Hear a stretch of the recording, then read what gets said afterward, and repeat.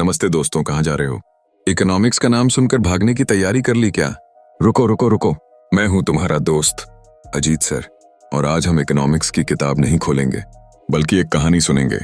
एक गांव था जिसका नाम था भारत, और इस गांव का सबसे बड़ा किसान भी था भारत। आज हम इसी किसान भारत के खेत की कहानी सुनेंगे। कैसे आजादी के बाद उसका खेत सूखा पड़ा था, कैसे उसने ग्रीन रिवॉल्यूशन का टॉनिक पिया, कैसे जालिम सिंह जमींदार से अपनी जमीन छुड़ाई, और कैसे आज वो दुनिया के किसानों से मुकाबला कर रहा है।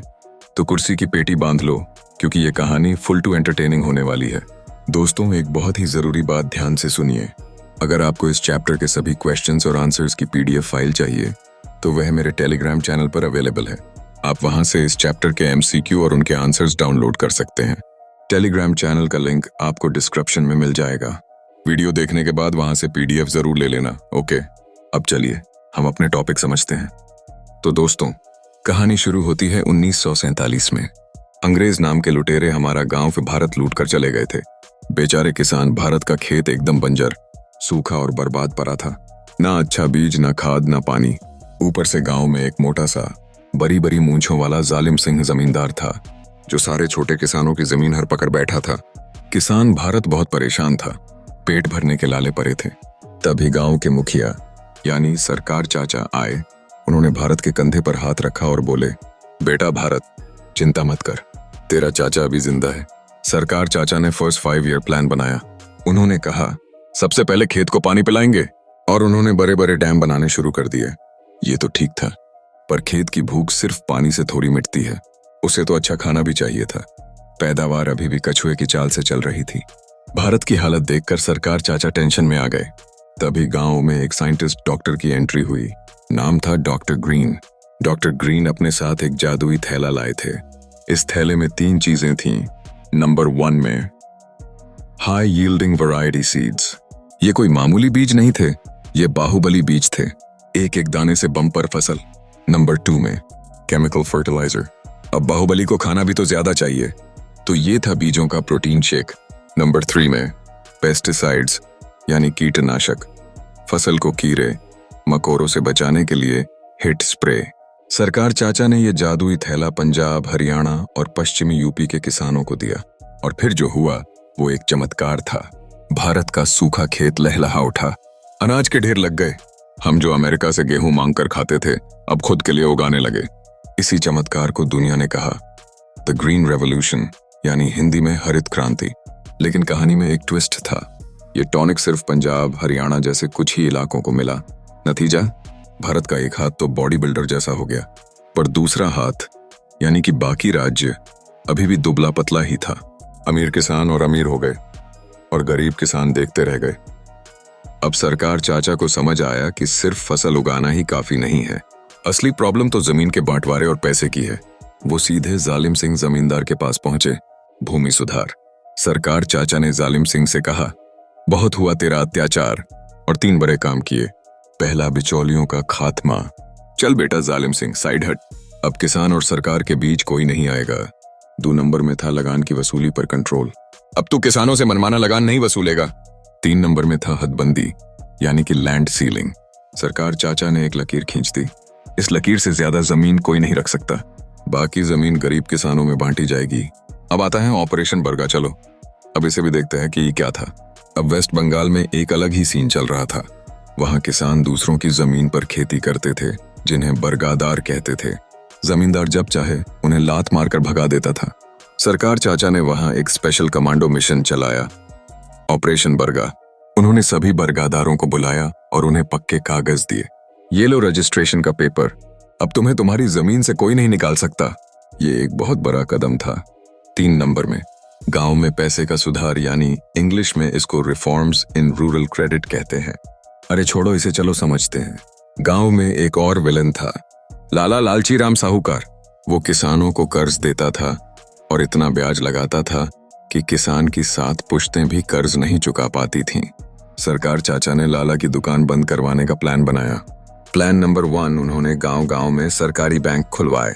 प्लान नंबर 2, किसानों के लिए नाबार्ड नाम का एक सुपर बैंक बनाया। प्लान 3 और सबसे कमाल की चीज दी, किसान क्रेडिट कार्ड, KCC। जैसे शहर में शॉपिंग के लिए क्रेडिट कार्ड, वैसे ही गांव में खेती के लिए। अब किसान लाला लालची राम के चंगुल से आजाद हो गया था। साल आया 1991। सरकार चाचा की तिजोरी खाली हो चुकी थी। वो बड़े परेशान थे। तब उन्होंने एक बहुत बड़ा फैसला लिया। उन्होंने गांव भारत के दरवाजे पूरी दुनिया के लिए खोल दिए। आओ भाई आओ, विदेशी कंपनियों आओ और हमारे गांव में व्यापार करो। इसी को कहते हैं उदारीकरण और वैश्वीकरण, यानी लिबरलाइजेशन, ग्लोबलाइजेशन। अब इसका क्या असर हुआ? चलो भाई, सबसे पहले फायदे को देखते हैं। किसानों को नई टेक्नोलॉजी मिली, ट्रैक्टर, नए बीज, ड्रिप इरिगेशन। किसान अब अपनी फसल सीधे विदेशी कंपनियों को बेच सकते थे। जैसे चिप्स बनाने वाली कंपनी किसानों से आलू खरीदने लगी। फूलों, फलों, मसालों का एक्सपोर्ट बढ़ा।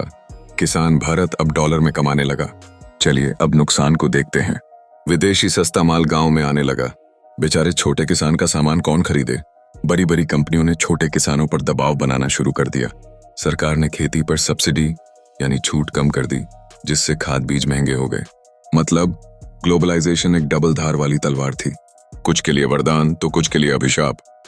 अब गांव में अनाज के ढेर तो लग गए थे, पर सरकार चाचा ने देखा कि गांव के कुछ गरीब लोग, जैसे मंगरू काका, जिनके पास जमीन नहीं थी, वो अभी भी भूखे सो रहे थे। तब सरकार चाचा ने एक मास्टर प्लान बनाया, जिसे कहते हैं खाद्य सुरक्षा, फूड सिक्योरिटी। इसका मकसद था गांव में हर इंसान की थाली में रोटी पहुंचाना। इसके लिए उन्होंने 3 स्टेप का सिस्टम बनाया। पहला था MSP यानी मिनिमम सपोर्ट प्राइस, किसान का सेफ्टी नेट। सरकार चाचा ने किसान भारत से कहा, तुम टेंशन मत लो, जमकर फसल उगाओ। अगर बाजार में कोई तुम्हारी फसल नहीं खरीदेगा तो मैं इस न्यूनतम समर्थन मूल्य पर खरीदूंगा। इससे किसानों को गारंटी मिल गई कि उनकी फसल बर्बाद नहीं होगी। दूसरा था बफर स्टॉक, अनाज का गोदाम। सरकार चाचा ने किसानों से MSP पर ढेर सारा अनाज, गेहूं, चावल खरीदा और उसे FCI यानी फूड कॉरपोरेशन ऑफ इंडिया के बड़े बड़े गोदामों में भर दिया। ये देश का इमरजेंसी फूड रिजर्व था, ताकि बाढ़, सूखे या किसी भी मुश्किल में देश भूखा ना मरे। तीसरा था PDS यानी पब्लिक डिस्ट्रीब्यूशन सिस्टम, सस्ती रोटी की दुकान। अब इस जमा किए हुए अनाज को गरीबों तक पहुंचाना था, तो सरकार चाचा ने गांव-गांव में राशन की दुकान खोली। उन्होंने गरीबों को राशन कार्ड दिए और कहा, ये कार्ड दिखाओ और 2 रुपए किलो गेहूं और 3 रुपए किलो चावल ले जाओ। ये सिस्टम बहुत अच्छा था, पर इसमें भी कुछ प्रॉब्लम थी। कभी कभी राशन की दुकान वाला अनाज ब्लैक मार्केट में बेच देता था या गोदाम में अनाज सड़ जाता था। वो तो अभी भी होता है ना, लेकिन फिर भी इस सिस्टम ने करोड़ों लोगों को भुखमरी से बचाया है। तो दोस्तों, ये थी हमारे किसान भारत के खेत की कहानी। हमने देखा कैसे वो एक बर्बाद खेत से हरित क्रांति का हीरो बना, कैसे उसने भूमि सुधार से जालिम सिंह को पटखनी दी, कैसे बैंकों ने उसे लाला लालची राम से बचाया, कैसे उसने ग्लोबलाइजेशन के दौर में दुनिया का सामना किया, और अंत में कैसे PDS के जरिए उसने ये सुनिश्चित किया कि गांव में कोई भूखा ना सोए। देखा, इकोनॉमिक्स कहाँ बोरिंग है, बस पढ़ाने का तरीका अजीत सर वाला होना चाहिए। अगर कहानी पसंद आई तो वीडियो को लाइक करो, दोस्तों के साथ शेयर करो और चैनल को सब्सक्राइब करना तो बिल्कुल मत भूलना। मिलते हैं अगली क्लास में एक और मजेदार कहानी के साथ। तब तक पढ़ते रहो, समझते रहो। Bye bye, thanks for watching.